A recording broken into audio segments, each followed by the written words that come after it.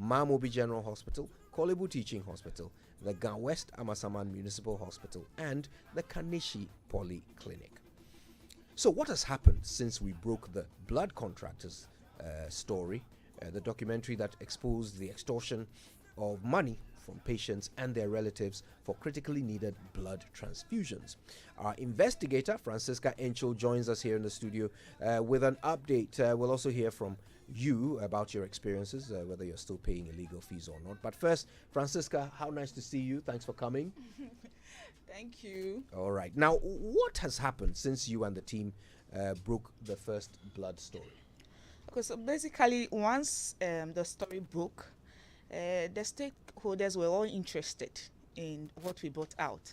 And so we were contacted by all of them. So Ghana Health Service wrote to us, NHIA wrote to us. The Minister of Health actually announced that they were going to immediately start investigating it.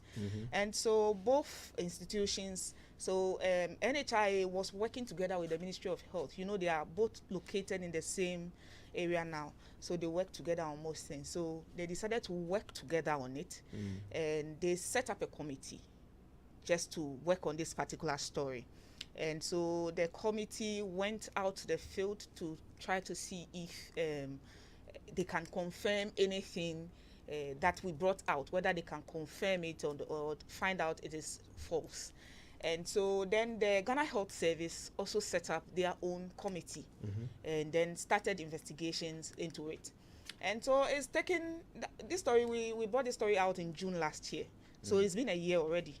And so, you know, as part of what we did too, we submitted some letters to the institutions for them to investigate what has happened. And so that's what we've been on. And so within this period, we've had the opportunity where the institutions have indeed worked. The committees have worked. The Ghana Health Service has informed us that the report has been brought, and they are still going through. They are going to give us a copy of the report. And then NHIA has also concluded their own investigation and taken action in that respect. So what about the health facilities where these things were happening? Are you aware of any reforms that they have put in place to prevent this from recurring? Yeah, so the health facilities captured in this blood story, for instance, were the Kolebu Teaching Hospital and the Greater Accra Regional Hospital, Ridge Hospital. Yeah. And so once the story came, even just at the time that we even did the interview, the hospital was so much interested in taking action. And so they tried to identify who it was that we captured in the investigation and then started work on it. And so we've done an interview. We've interviewed the medical director of the Ridge Hospital. And we got to know that action has indeed been taken. The staff who was captured in our investigation is no more with the Ridge Hospital. He's out of the system. And then they've also taken some measures. They've planted cameras now at the laboratory of the Ridge Hospital to be able to capture any payment, because according to them, staff are not supposed to take any cash payment at any point in the hospital. Everything is supposed to be paid at the bank. So with the installation of the cameras, they are expecting that anyone who receives any cash for whatsoever, once you are captured taking cash, there's an illegality there, and so you'll be brought in to be questioned. Interesting. So, you know, those who were identified as perpetrators in the documentary, was any action taken against them? Yeah, so as I said, the gentleman who was captured with at the Ridge Hospital, he has been taken out of the system. He's been recalled by the Ghana Health Service, and he's been transferred to a different hospital. I understand he's been transferred to a lower grade hospital, a municipal hospital, which the name can be put out because people will feel, okay, if the person has done something wrong, why transfer the whole baggage to a different health facility? So he has been moved to a different hospital. He's no more with Ridge Hospital. Interesting.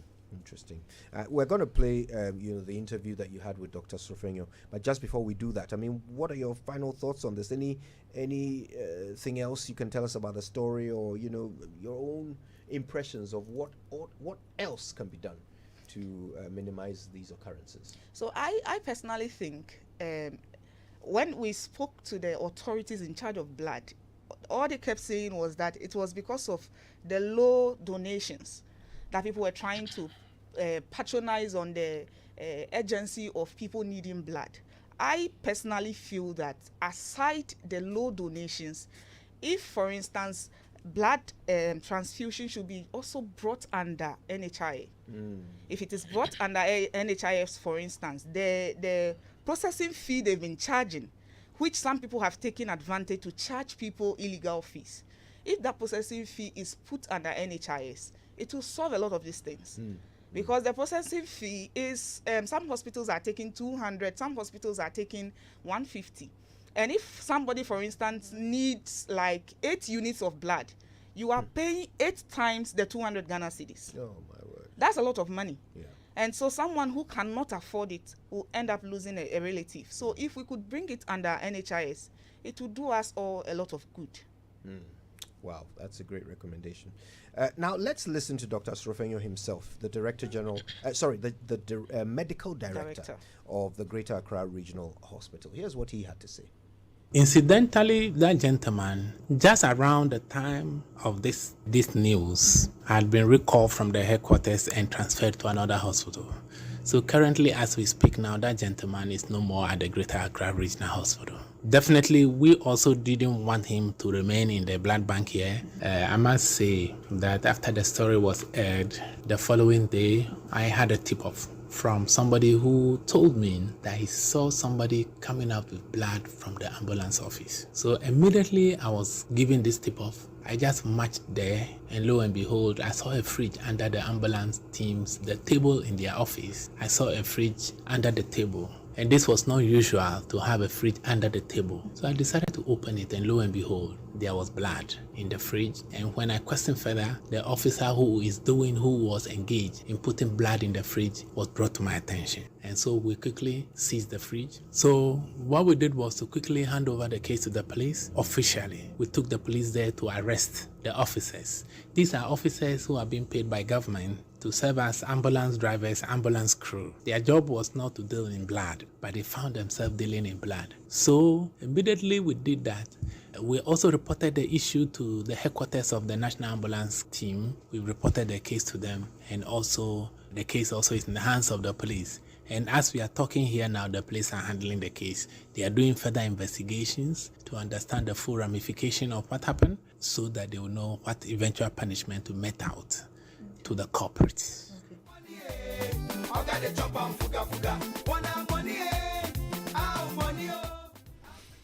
Oh, well, fascinating. So as it turns out, it was far more widespread than we thought. Ambulance service workers also engaging in this horrible practice, storing blood in a fridge under their table. Can you imagine? Okay, we'll take a break. When we come back, we'll have an update on the Pay or Die documentary, which revealed the cash and carry agonies of pregnant women at the 37 Military Hospital, Mamprobi Hospital, Malbobi General Hospital, Kolebu Teaching Hospital, Ga West Amasaman Municipal Hospital, and Kaneshi Polyclinic. After these. The ninth Wonder Tours with Adansi Travel is here. It's a Nairobi, Dubai, Kigali, Dubai, and exclusive Dubai Adansi Papebi unforgettable mega tour. Come along on the ninth Wonder Tour as we explore Nairobi, Dubai on Kenya Airways, Dubai on Emirates, and Kigali, Dubai on Urand Air. Each of these goes for 12,990 Ghana cedis per person and starts on 9th August with over 15 different dates to choose during August and September. This package covers flights, visas, hotels, transfers, and 9th Wonder Tours prepared specially for you. Pay for the value of 6 days and enjoy a 9-day tour. There shall be a special all-white yacht cruise on Dubai Marina, guided discounted shopping in Dubai, and a great experience at the Desert Safari. Register from now till 10 July and enjoy a discount of 1,000 Ghana cedis per person. Book your seats now on www.adansitravels.com or call 05955 00817 0552 648 267. You can visit our head office in Accra, East Legon, close to American House. Adansi Travels, feel life's beauty. Our money, when our money, our money, when our money, our money, when our money, our money, when our money. Yeah, Sydney, yeah. Je suis arrivé. Qu'est-ce que c'est sur Sénégal? Arrêtez le babadage. C'est moi le tu. Sydney back again. Yeah. Now no anymore. What you say now? Squad alongside Man and Morris Babyface. What you say now? Money, Africa money. I got the chop and fuga. Wanna money, money, Africa money. I got the chop and fuga. Ile chop and nyanga. I got the chop and yafu. Wow. I got the chop and Ile chop and fuga. I got the chop and nyanga. Boom. I got the chop and wa. All right, so welcome back. This is Corruption Watch, and we've been discussing 2 exposés by Corruption Watch on critical matters affecting the service you receive at some state-funded health institutions. Now, investigator Francisca Enchil is still with us in the studio, and she'll be giving us an update on the Pay or Die documentaries, which revealed the cash and carry agonies of pregnant women at the 37 Military Hospital, Mamprobi Hospital, Mamobi General Hospital, Kolebu Teaching Hospital, Kaneshi Polyclinic, and Ganwest, that's Amasaman Municipal Hospital. All right, so Francisca, let's just get back to what really happened in the Pay or Die documentaries. What was it all about? Okay, so the Pay or Die documentary was an investigation into the delivery of maternal health care under the free maternal health care policy.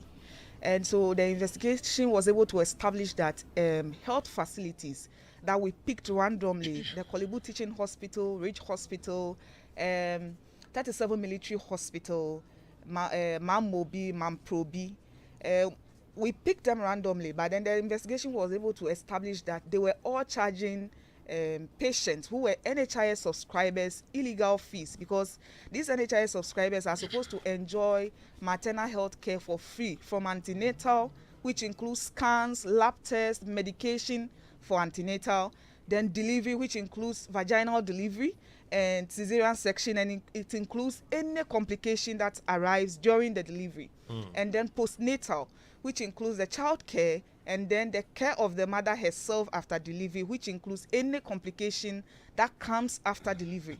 But then this investigation was able to establish that at no point in all these stages were mothers enjoying the free maternal health care, despite having the NHIS card. And they were charging them huge funds. And even some of these hospitals, like 37 Military Hospital, for instance, was not only charging illegal fees, but they were actually practicing a cash and carry system where a woman who is even bleeding, which is an emergency case, is left until her husband is able to raise money to pay for medication, which is covered by NHIS. So we know that, they set up some committees to investigate these issues. What are the findings of these committees? Okay, so the Ghana Health Service has concluded their investigation. They've not given us a breakdown as to exactly what they found, but then they have written to us, informed us, they've confirmed our findings, and they've directed all hospitals to cease charging any unapproved fees. The NHIS and then the Ministry of Health also work together on their committee.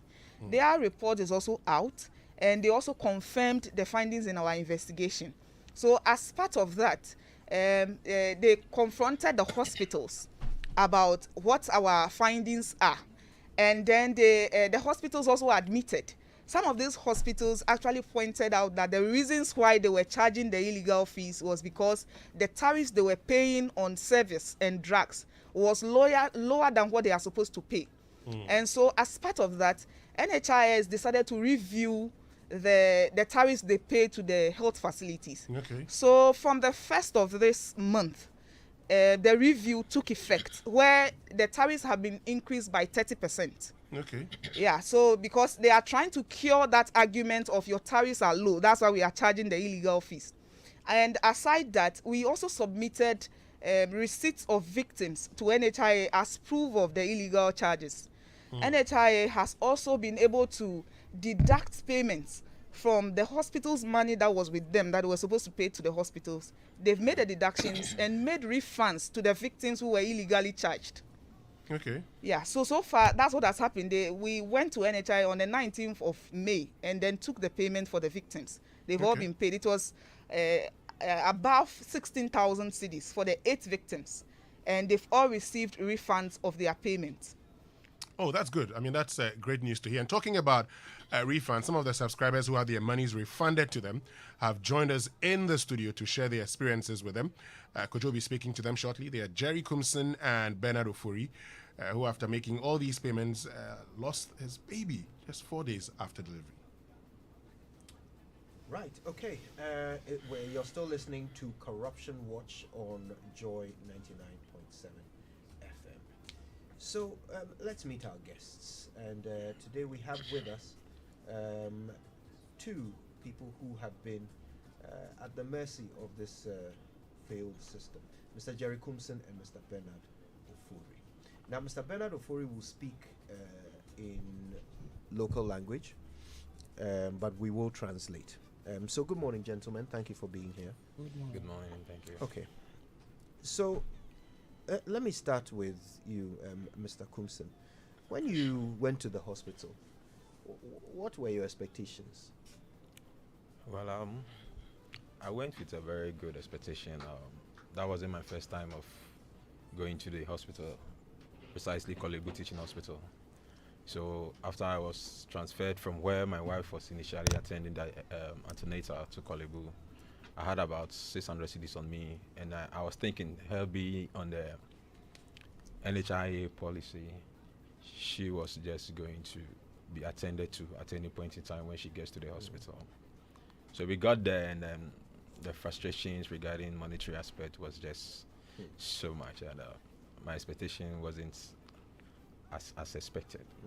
So there was a lot of frustrations that we went through with regards to money, and I resorted, if your wife goes to labor and you're taking there and you don't have money on you, it's likely you're either going to lose your baby or your wife or both, and that was bad for the system.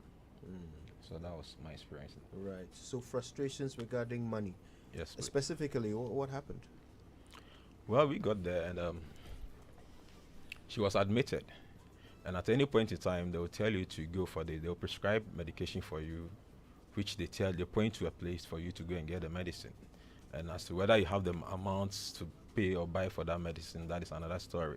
You go there, and then the price of the medicine itself is outrageous. Then you go here, they tell you, you give us 50 cedis. You turn here, 100 cedis. They don't explain the money to you. All they need is for you to pay, and then whatever that needs to be given out is given. Then you come back to attend to your wife. So basically, within a twinkle of an eye, the money I had on me was finished. So I have to phone friends to call back to loan me some amounts and all of that. So later, she was in labor in the night. I left about 200 cedis with her. I have to go back and prepare myself. And she called me, the money is finished. They took the money, then they said they were going to buy other stuff to attend to her. And that was her first time going under the knife. So they were telling her a whole lot of things. You need this, you need that, you have to buy this and that. They don't explain. They just tell you need that. You have to pay this amount, pay this, that. So I have to get all those amounts. And before I realized, leaving the hospital, I spent no less than close to 4,000 cedis. And that was outrageous. And yeah. Right. Let's find out from Mr. Bernard Ofori about his experience using the NHIS for delivery. What do we call NHIS?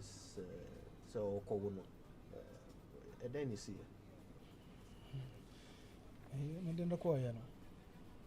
What's me about to Charles Buffer? Maybe be a answer. Maybe I mean, Bibia or me home. The sick a handle gun of it in a national bottom.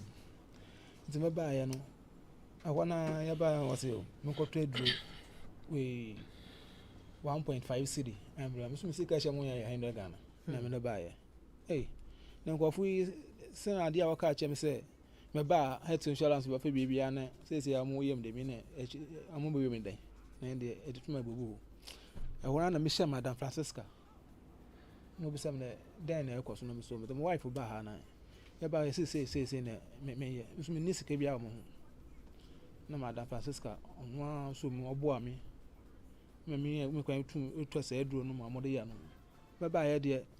a draw was one quarter a draw, me qua 3 million, 2.5, 3 million, 2.5. Maybe me to a draw, sir, a draw a bit operation cry, me and Motay. At that amount 21 change, second now, I'm on the operation. One moment, So a quick translation. Bernard is talking about how his expectation was that he was coming to a hospital where his wife will be delivered of their child in the National Health Insurance Service Scheme. So he did not expect to have to pay anything on top of what has already been paid for as they are beneficiaries of National Health Insurance. He turned up, and the first thing he was told to do was to go and buy medicine that cost 150 Ghana cedis. Bearing in mind that all he had in his pocket was 100 Ghana cedis for eventualities. So he, at the first hurdle, he was stuck. Luckily for him, he bumped into our investigator, Francisca, who assisted him to buy that first drug. But that was not the end. Throughout the process, several times he was asked to buy drugs, 200 cedis worth, 300 cedis worth, 200 cedis worth, 300 cedis worth, on and off, and throughout the process.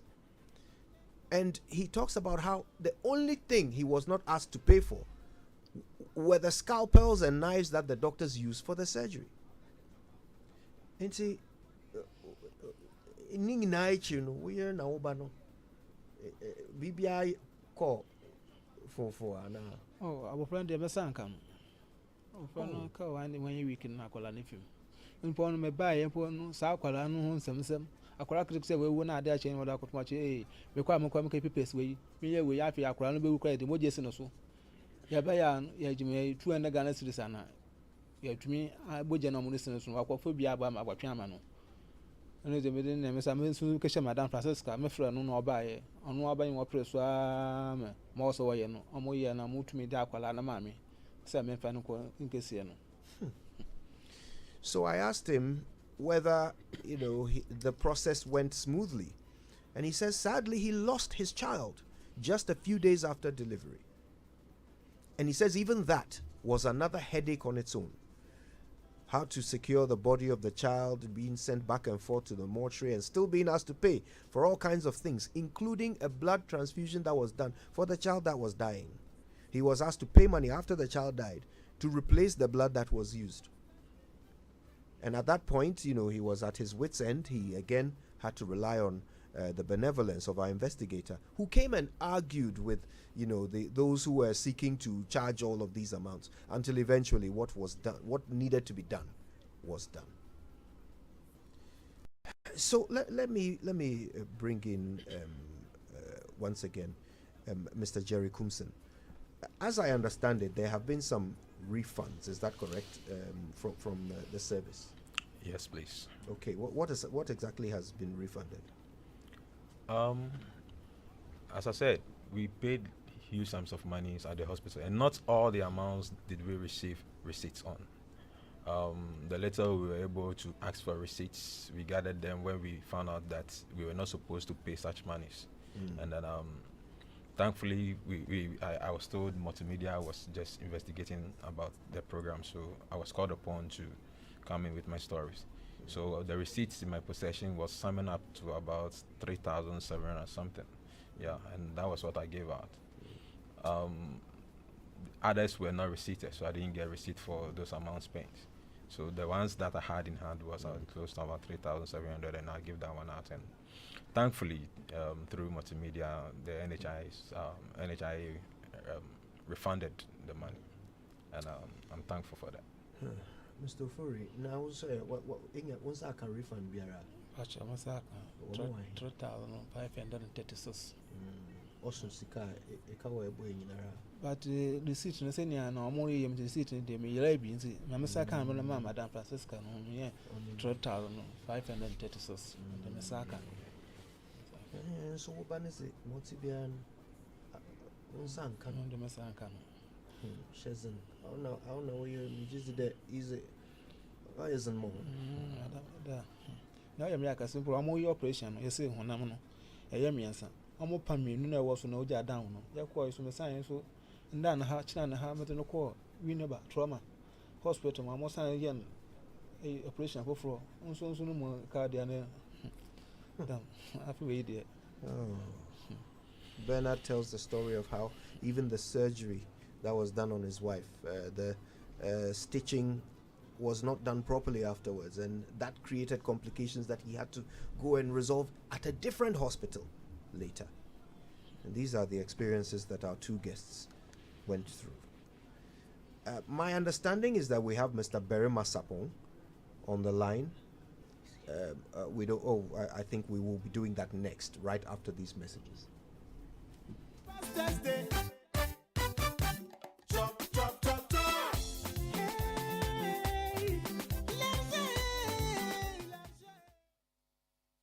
Welcome, your one-stop shop brings you the craziest sale ever. Activate your shopping mood now to enjoy huge discounts and mind-boggling crazy offers at any Milcom shop nationwide. It's the craziest sale ever. Terms and conditions apply. Milcom, where Ghana shops.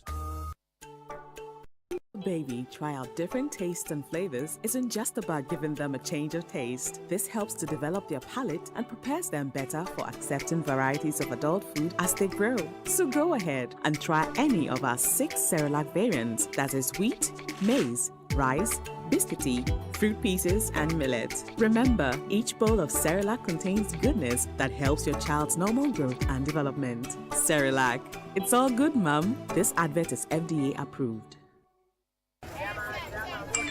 Wow, I just paid my taxes right now. Since they started this pay from anywhere, it has become easier, cra. Easy, cra. Now nobody has an excuse. So long journey, no ye jai. Tax, why? Effie, don't tell me you have not been paying taxes, oh. No, I'm tired of paying. Don't be. It's the taxes we pay that government will use to improve the market and to build the nation, oh. I don't know. It just takes your whole day. Hey, you mean you have been going to the GRA office?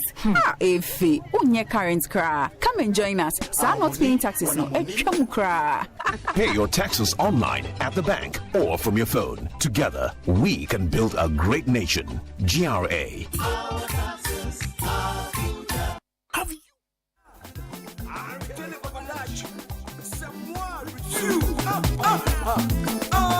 Coffee in your cup and Joy on the set. The Super Morning Show is always the best bet on Joy 99.7 FM.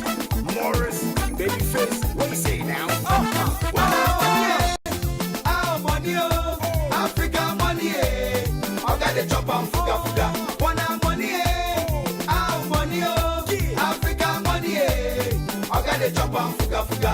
Ile chop and nyanga, I got the chop and yafu. Wow, I got the chop and ya. Ile chop and fuga, I got the chop and nyanga. Boom, I got the chop and wow.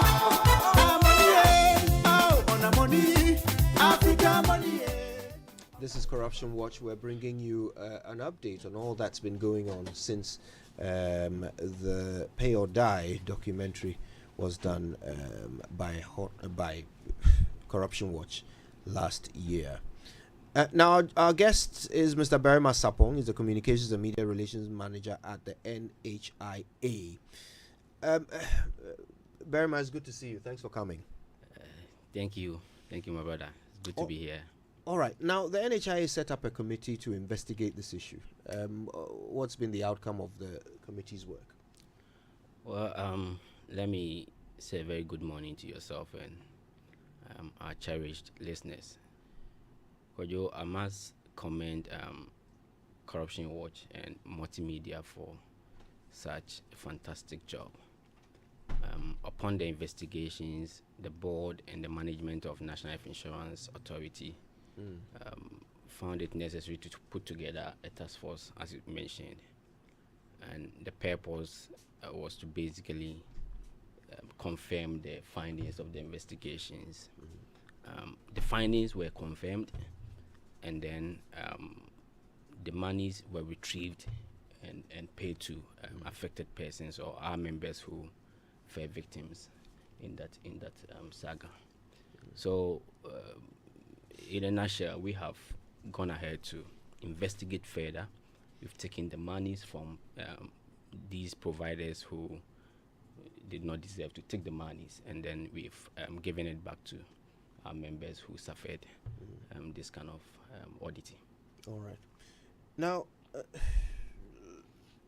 let's talk about what has happened to the hospitals that made these claims and the people there who did this. Because, I mean, Corruption Watch gave you a list, right?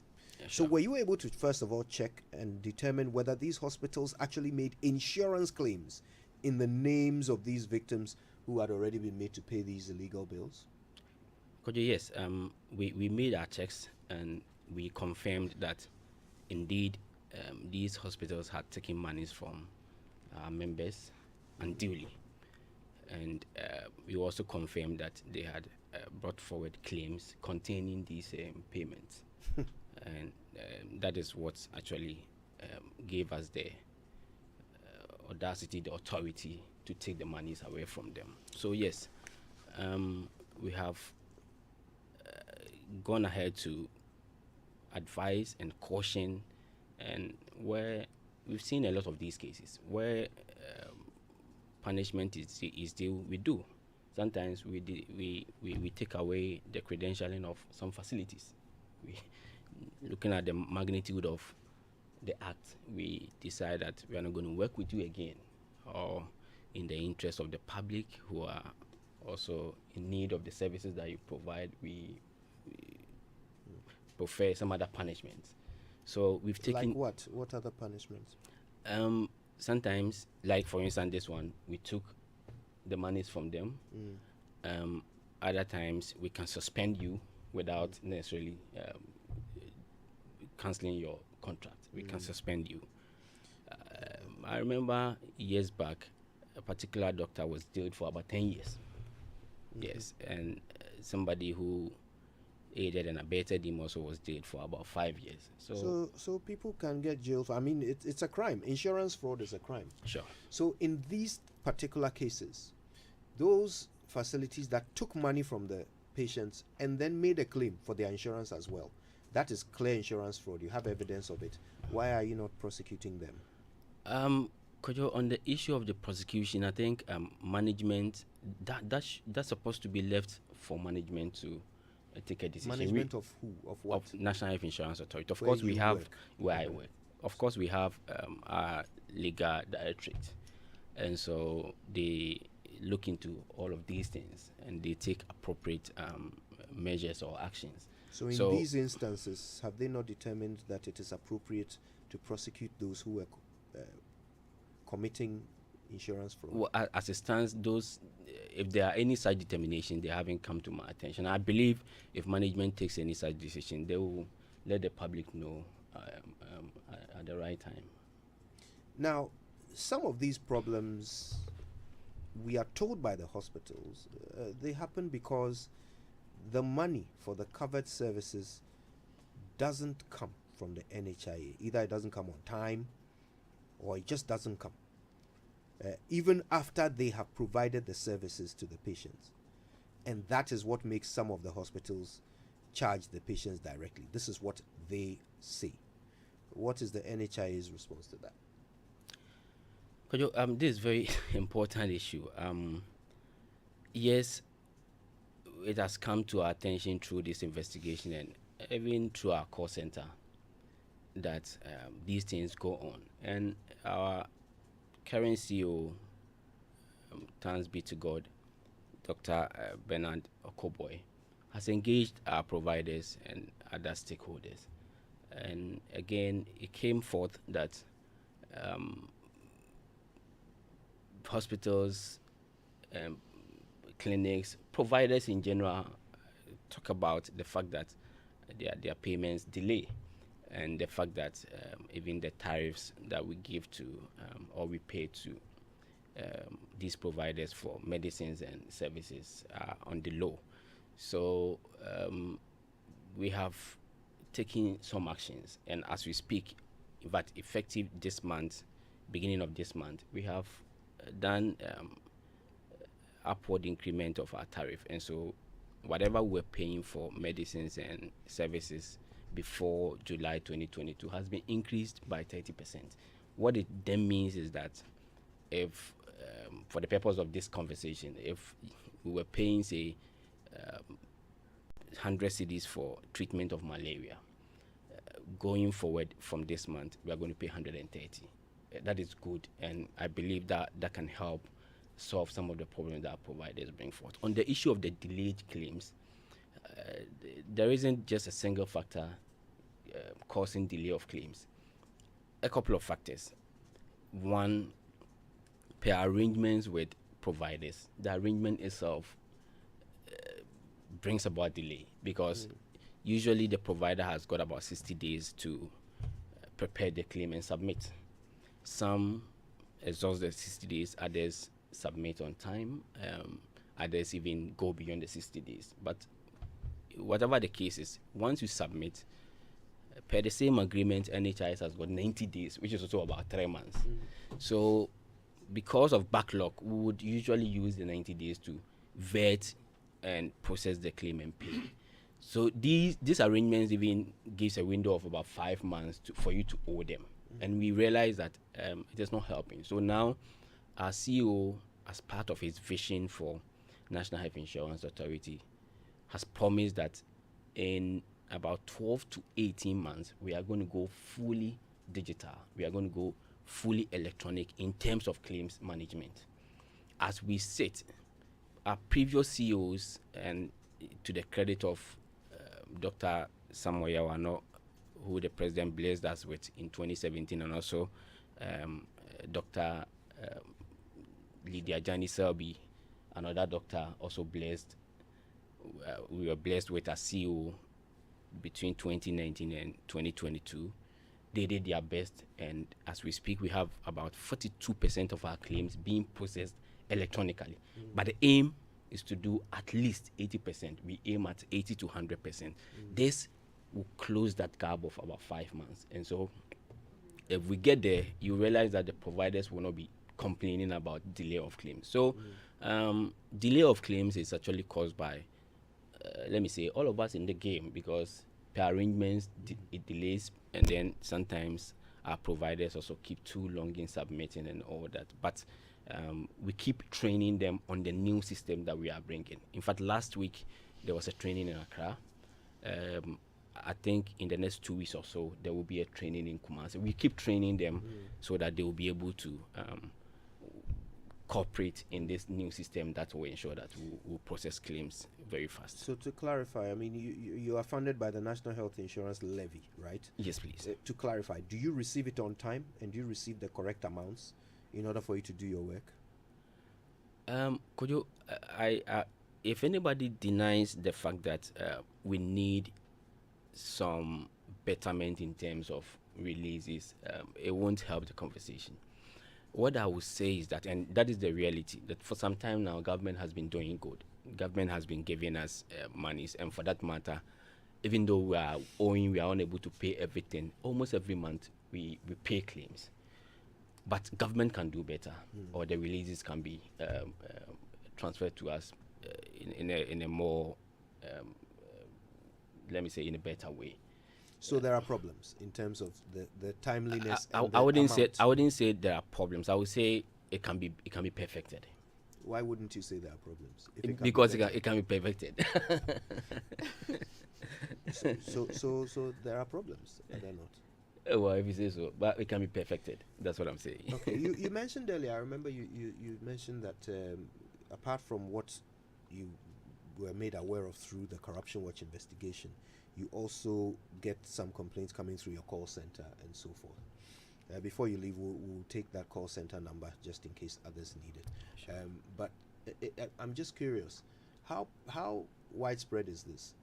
Can you give us a general idea? How many of such complaints do you get per week or per month? Or could you, as I sit here, I wouldn't be able to put a number or a percentage on it, but I can tell you that it is one of our major problems. Okay. It is one of our major problems. That one I can tell you, and that is why almost everybody is concerned, because if members are going to experience this at the provider side, it makes the whole essence of the insurance, questionable.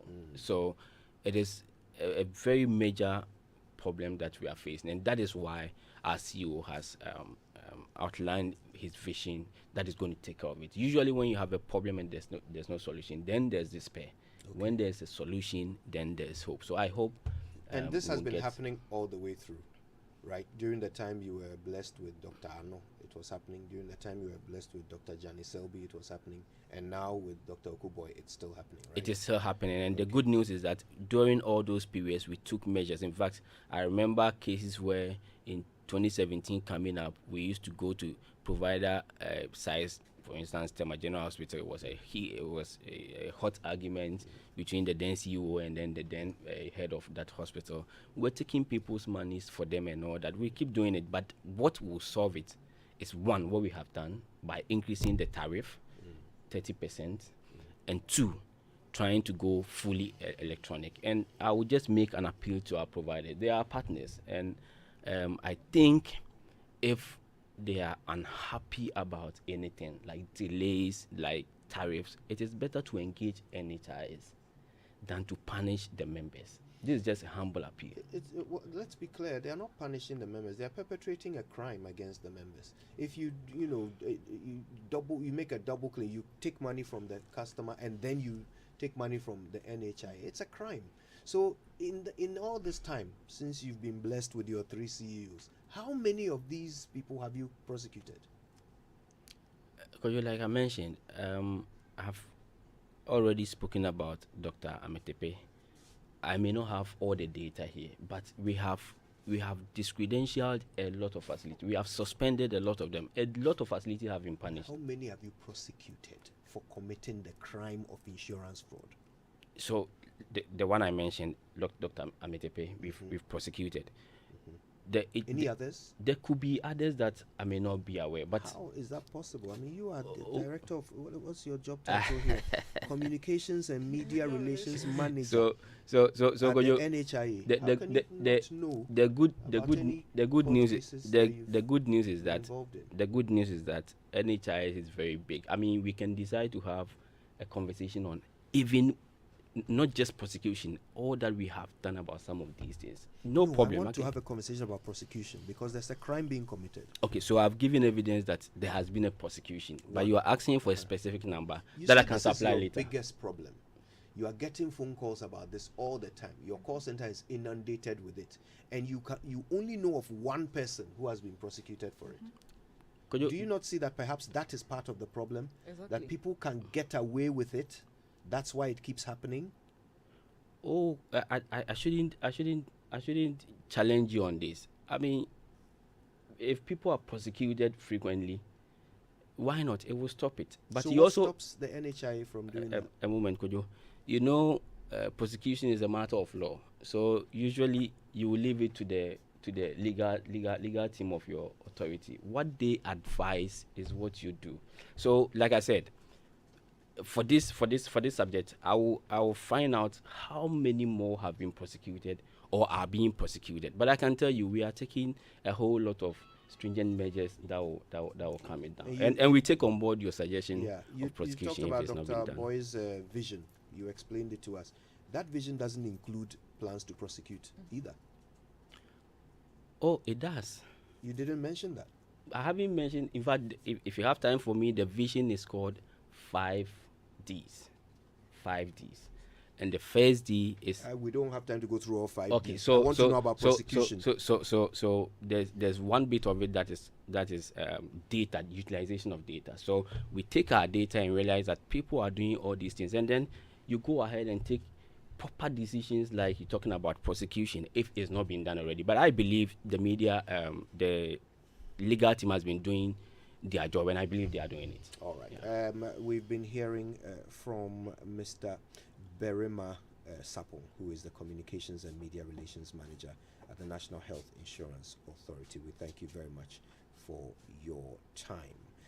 Well, listen, you have to remember, Corruption Watch is designed to empower you by giving you the opportunity in your own small way to help in the fight against corruption. So please make use of our Corruption Watch hotline 055 22 000 33, or you can send a WhatsApp to that same number. And of course, don't forget, Corruption Watch is brought to you by our partners, Ghana Center for Democratic Development, CDD Ghana, GII, the Ghana Integrity Initiative, GACC, the Ghana Anti-Corruption Coalition, the Africa Center for International Law and Accountability, ASILA, and of course, multimedia platforms, Joy FM and Adum FM. And the main sponsor is Danida. DJ chop on fuga fuga, oga de chop on yanga yanga,